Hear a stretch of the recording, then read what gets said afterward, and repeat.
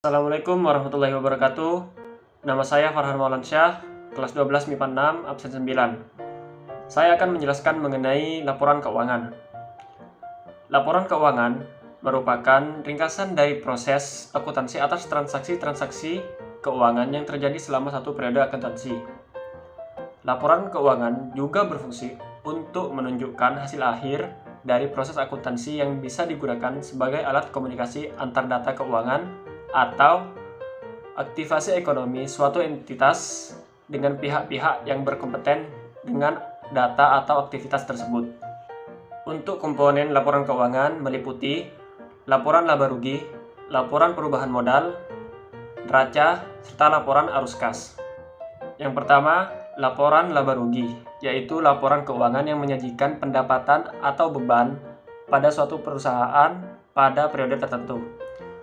Laporan laba rugi ini dalam perusahaan dagang dipengaruhi oleh penjualan bersih, harga pokok penjualan, dan beban-beban. Rumus dari laba rugi yaitu pendapatan dikurangi beban atau penjualan bersih dikurangi HPP dikurangi beban. Yang kedua, laporan perubahan modal, yaitu ikhtisar tentang perubahan modal yang terjadi selama jangka waktu tertentu. Adapun hal-hal yang menyebabkan perubahan modal yaitu adanya setoran tambahan atau investasi pemilik. Yang kedua, adanya laba usaha. Yang ketiga, adanya kerugian usaha. Dan yang terakhir, pengambilan untuk keperluan pribadi atau prive. Berikut gambaran lebih jelas mengenai perubahan modal.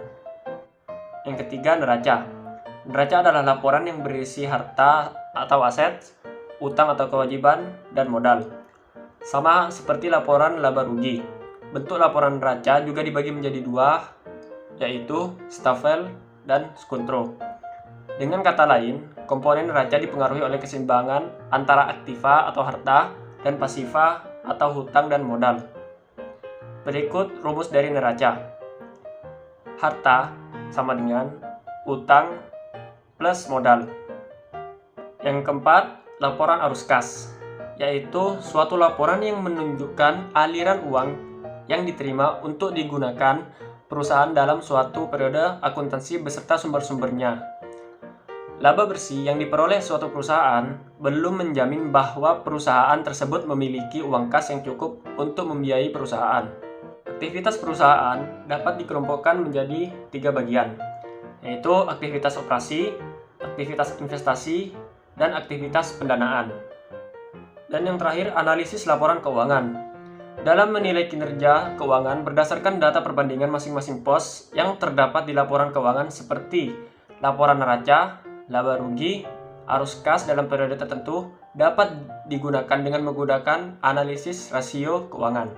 Tujuan utama dari analisis laporan keuangan yaitu yang pertama sebagai alat barometer untuk melakukan forecasting atau memproyeksikan posisi keuangan di masa yang akan datang.